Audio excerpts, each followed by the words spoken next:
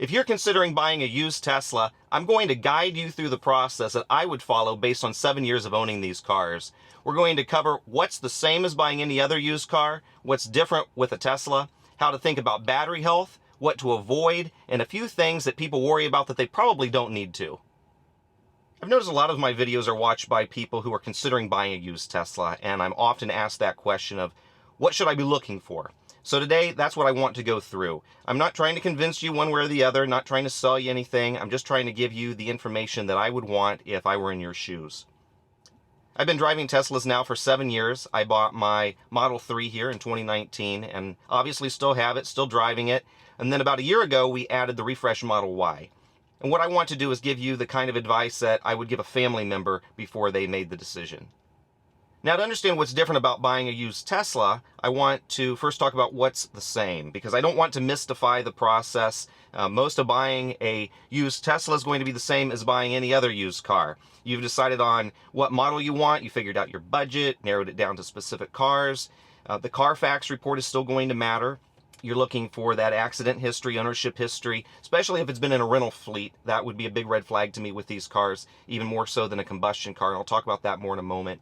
And you're still looking at the overall condition of the car, taking it for a test drive, any strange noises or vibration, warning lights. If you've never driven one, it might take a drive or two to understand what normal feels like, but still any clunking, thumping, anything that feels off, the sorts of things that you look for in any other car. You're looking at the exterior, the interior. I think it's pretty common used car wisdom that if someone didn't take care of what you can see, there's a good chance that they didn't take care of what you can't see either. But that might play a little bit smaller role on an EV, and I'll go into that too in a moment. But up to this point, the process is basically the same as buying any other used car. So what's different about buying a Tesla? One thing you're going to notice is on that Carfax report, you're not going to see very much service history. You're used to looking for oil changes and brake jobs and things like that, that kind of basic maintenance. But with the Tesla, there's just not really all that much to maintain. There's no oil change, no transmission fluid, very little brake wear because most of the braking is regenerative. On my Model 3 here, this car has 90,000 miles on it, and I'm on the original brakes, and they still look new. They hardly ever get used. It's really just one pedal driving with the regenerative braking. Another thing is that a traditional combustion drivetrain has well over 1,000 moving parts, while a Tesla drivetrain has fewer than 20. So, or even figure 40 in a dual motor setup. There's no fuel system, there's no exhaust system, there's no alternator or starter to fail, there's no belts, spark plugs, there's no emission sensors. So there's just far fewer things that can go bad. So you're not going to see a long maintenance trail, and that's perfectly normal. What I said earlier, if somebody didn't take care of what you can see, they probably didn't take care of what you can't. That still applies. But with a Tesla, I think it matters a little bit less because there's just fewer hidden mechanical systems that can get neglected. For instance, you're not going to have to wonder how often they change the oil. Battery health. This is what people tend to worry about the most with these cars. And there's a lot of exaggeration, a lot of clickbait around this topic. There are two completely different things that people mix together here on the topic of batteries. The first is a catastrophic battery failure where the thing just all of a sudden stops working. And the second is battery degradation, which would be the slow loss of capacity over time. So I want to talk about those separately. So the first piece of that is the battery failure, where it just suddenly dies or loses a massive amount of capacity all at once. Not something that's always predictable. So when it comes to buying one of these used, there's not a lot you can really research or screen for ahead of time when shopping outside of an alert being on the screen. But you really just don't see that happening very often in real-world ownership, despite what all of the fear-mongering clickbait out there might insinuate. The batteries are designed to last the lifetime of the vehicle, or at least hundreds of thousands of miles. And it's interesting because the battery is probably the thing that people worry about the most, and yet it's actually one of the most durable parts of the car. And then Tesla backs these things with an 8-year warranty, 120,000 mile warranty, at least on the premium version, and the non-premium version, I think it's like 100,000 miles. So Tesla itself is pretty confident that the batteries are going to last. Now, I will say that warranties have changed over the years, so you would have to check into what the warranty is on the car that you're buying. When you hear stories about full battery replacements, keep in mind that Tesla does not repair these things at a service center. If there's an issue under warranty, they just replace the pack and then it gets refurbished later. So when you read something or see something on YouTube where it sounds like a major failure, it's not always as dramatic as it seems. A big myth buster here is that people assume you have to replace an entire battery if there's a problem. But these battery packs are made up of multiple modules, and there are independent companies now that specialize in repairing these things. And they can often replace individual modules or components if they need to. So there's really, if there's a problem, it can a lot of times be repaired. And it doesn't necessarily mean a full battery replacement. But most owners are never going to see a battery failure of any kind anyway, or it'll happen so late in the car's life that it'll be similar to an engine or transmission failure at 350,000 miles or whatever, where at some point you just have to say, hey, I got my use out of it, and it's at the end of its life. Now, the second piece of this is battery degradation. And it's such a big topic that I actually have an entire video on my channel on how to think about degradation, what to expect, how to measure it. So if you really want to dig into that, you can watch that video. But the gist of it is this. Number one, the biggest problem with the conversation around battery degradation is that people don't measure it the same way. You could have the exact same car and one person says the battery is at 92% while somebody else says it's at 87% because they just measure it differently. Some people look at the range estimate on the screen, but that number moves around and really is not a reliable indicator of battery health. Others use third-party apps, but those calculate things differently and can give different results. And some people try to measure it by draining the battery and seeing how much charge goes back in. But that's not something you can realistically do if you're shopping for a car, and it's not a controlled test anyway. So the problem is that all of these methods are inconsistent. So what can you rely on? The one consistent number we can look at is the battery health test built into the car. In the service menu, you can go to battery health and run the test, and that will give you a number. Either the number is there or it tells you how to run the test to get it. If I were buying a used Tesla, I wouldn't buy one without seeing that number. If the test hasn't been run, the seller can run it. And if they don't want to take the time to do that, or they make excuses why they can't do it, I would probably just go and look at another car. Because this is the one number we can all look at, and it's run the same way on each car, so then we can go back and compare numbers in a scientific way. If somebody says, my battery is still at such and such percent, 95% of original capacity, let's say, pretty much means nothing to me unless I knew that they got the number from the test built into the car. Because of all the different methodologies, they just vary too much, and we're not speaking the same language. Okay, number two, what should I be expecting that number to be? What am I actually looking for? Well, here's the deal. Short version, again, if you want the long version, I have the other video for that. But these cars have a break-in period in the first 30,000 miles or so, where capacity drops pretty quick as it breaks in and calibrates. But by about 50,000 miles, the battery doesn't really lose much after that. And my rule of thumb is this. These batteries live their life in the 80s. They'll reach that 89% mark early on, but a car with 50,000 miles may be at 89%, and a car with 250,000 miles may still be above the 80% mark of original capacity. Even if two batteries degrade a little differently early on, the long-term outcomes converge. Higher 80s early on, lower 80s later, but generally not moving much past that. And of course there's always going to be outliers. The example I've used is the guy who lives on the edge of Death Valley, keeps his car charged to 100%, parks it out in the sun all summer. Those are the reasons that we check the battery health number. And then the other exception, LFP batteries, those were used in some of the newer standard range cars. Different chemistry, different conversation. So if you check that battery health score in the car, roughly speaking, you might see something around 90% by 30,000 miles. And by the time it has 100,000 miles on it, I might expect to be like lower 80s. I wouldn't expect it, though, to drop much more past that in most cases. And then the one example I had in my other video that I wanted to share here is if you've narrowed it down to a couple of cars that you're interested in, and one has a battery health score that's maybe 2 to 4 points higher or lower, don't put much of your decision into that. Because like I said, these batteries tend to converge in that mid to low 80s area at some point, even if one does it a little quicker than another. You might think you're getting a healthier battery comparing those numbers at one point in time, but the higher scoring car is going to reach that lower number at some point anyway. And the car with the lower number may just still kind of be hanging out there where it was. And realize too that a couple of percent may only be about 10 to 12 miles of range anyway in real life. And a 100-mile round trip uses only about a third of the battery's capacity when it's new. So unless you're on a much longer trip, none of this is going to matter much anyway from a practical standpoint. Now, another thing people worry about when buying a used Tesla is how quickly these cars have evolved. They're concerned that something's going to be too outdated. And I think you can break it into two categories: the car itself and then the computer hardware. So first, the cars themselves. Tesla didn't start producing cars in large numbers until 2018 with the Model 3. And since then, they have continuously improved.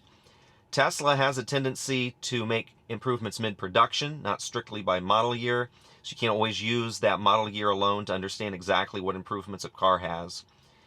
Generally speaking, though, newer cars are going to have more refinement, things like ride quality, suspension tuning, noise reduction, some small interior improvements. And then you have the refreshes on the Model 3 and Y, which were big improvement periods, but of course, the used market prices are going to reflect the age of the car. Now, computer hardware is the second piece of this. First of all, if you don't care about the full self-driving, the hardware version really doesn't matter all that much. My 7-year-old Model 3 has hardware 2.5, and outside of full self-driving, it behaves really very similarly to my 2026 Model Y. I still get most of the same updates. The car still feels new. Everything works great. Is the screen interface a little sluggish? I hear people say that, but I don't really see it that much. Where the cars really do diverge, though, is full self-driving. That's where the hardware really matters. My 2019 Model 3 here has version 2.5 hardware. It will not run any version of full self-driving. Hardware 3 is, right now anyway, locked into an older version, and you need hardware 4 to run the current version of full self-driving. And with the evolution, as fast as things are moving, I'm sure the software is going to continue to evolve, and the hardware on these cars is eventually going to restrict you. Not that they would take anything away, but restrict you from taking advantage of all the latest and greatest FSD stuff that is still yet to come. I think that's just a logical thought, and that's probably what's going to happen. So, bottom line is, if full self-driving matters to you, make sure you understand what hardware the car has, because the version of software the car is going to be able to run depends on the hardware that's built into it. But if you're just driving, if you're just buying it to drive the car normal and you don't care about full self-driving, honestly, I wouldn't worry about the hardware, the computers, or anything like that at all. And you can validate the hardware version on any of these cars by going to Software under the main menu and scrolling to Additional Vehicle Information, and it will show the computer version as 2.5 or 3.0 or 4.0 or whatever else comes along in the future. Now, one thing I alluded to earlier when we were talking about Carfax reports is rental history, rental car history. I think if you talk to auto mechanics, this is one of the key things that they're going to tell you, that all things equal, a car that was used as a rental probably was not taken care of as well as one that was personally owned. People just don't have the vested interest in it. But rental Teslas are an even bigger red flag to me. First of all, these things were heavily supercharged as rentals. People renting a car don't have access to home charging, so they're relying on superchargers. And second, they were often charged to these very high states of charge because the rental car companies wanted them returned like a gasoline car with a full tank. Charging to 100% regularly, and especially letting the car sit there at a high state of charge in the heat, that's one of the absolute worst things you can do to the battery. So if the car is frequently fast charged and then left sitting at a high state of charge, and especially if it's left out in the heat, that's a really rough life. And the other issue is simply how rental cars are driven. When it's not your car, people just tend to drive them harder, and they care less about how they're treated. And I think with Teslas being as quick as they are, people take advantage of that. They go out there and they hot rod around with them. So between more aggressive driving and less care overall, there's just a lot more opportunity for wear and tear. All rental cars have a harder life, but I would say rental Teslas probably have an even harder life. Another thing I'm asked a lot about is insurance and repair costs on these cars. So first, the insurance. We all know that insurance varies drastically from person to person. Your age, your driving history, marital status, where you live, how much you drive, credit scores get factored in there. There's a lot that gets factored into it. For me, when I switched from my Infiniti G37 to a Model 3, my insurance stayed pretty similar. There was a small bump because it was a brand new car, but it wasn't anything that shocked me. It didn't go up drastically. And when I see averages in the media, I just don't relate to them. I insure both of my Teslas and my van for less than what some of those averages for one car suggest. So those numbers don't necessarily reflect what you're actually going to pay when you see those out there in the media. But I have two pieces of advice here. First of all, when you're comparing insurance costs, you have to compare it to a similar kind of car. The Model 3 is generally considered a compact luxury sedan, comparable to things like a BMW 3 Series or an Audi A4, Mercedes C-Class. It is not in the same category as something like a Toyota Corolla. If you compare it to a Toyota Corolla, it's going to look expensive because you're comparing two completely different classes of vehicles. The second piece of advice that I have is that there's really no need to guess on insurance. Instead of relying on articles or comments, just call your insurance agent and get a quote. Just give them a VIN number and ask, what would it cost me to insure this car? They can get you a very accurate answer very, very quickly. And honestly, that's going to be the fastest way to figure out what it's actually going to cost you. If you're curious, just call them. Now, on repair costs, I really haven't had much done to my car. On my Model 3, I had a 12-volt battery replaced for about $114. Tesla actually came out and changed it in 5 minutes in my driveway. There was a recall on a wiring harness in the trunk that they needed to fix. I changed the cabin air filter, put tires on it once, and I added windshield washer fluid to it. And that's basically it. So I'm really not the best example of major repair costs just because I haven't had any. And I think that really goes back to the mechanical simplicity of these cars. There's just so far fewer things that can go wrong. But like insurance, there's lots of shocking headlines out there and clickbait that are going to try to shape your thinking for you, so watch out. Another thing I want to talk about here is home charging, because one of the biggest day-to-day advantages of having an EV is being able to charge it at home. You come home, you plug it in, and you walk away, and you don't have to think about it anymore. You're not watching a fuel gauge. You're not wondering when you're going to need to fill up next. You're never leaving the house with a quarter tank or just barely in the red. You leave every morning with a full charge. And unless you're going on a trip, call it, 250, 300 miles or more, you just don't have to think about it. So all of that time that you used to spend thinking about fuel levels and actually going to the gas station, all of that's just gone. But it only works if you can charge at home. So I recommend a level 2 charger. That would be something in the 32 to 48 amp range on 240 volts.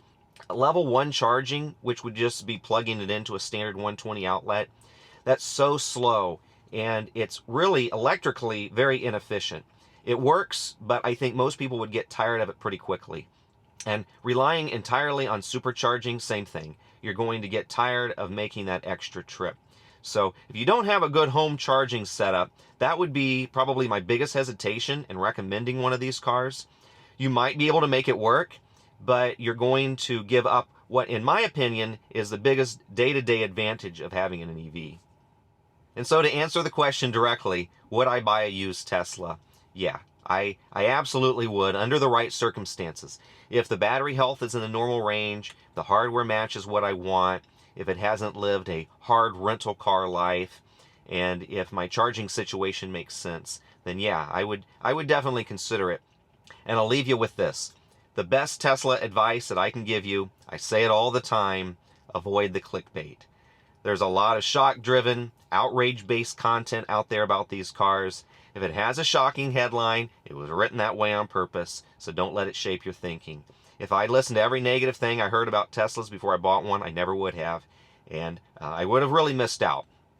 So do your research, look at the averages and not the outliers, make your decision based on facts and not fear, and I'd be really interested to hear your thoughts on it in the comments, and I'll see you down the road.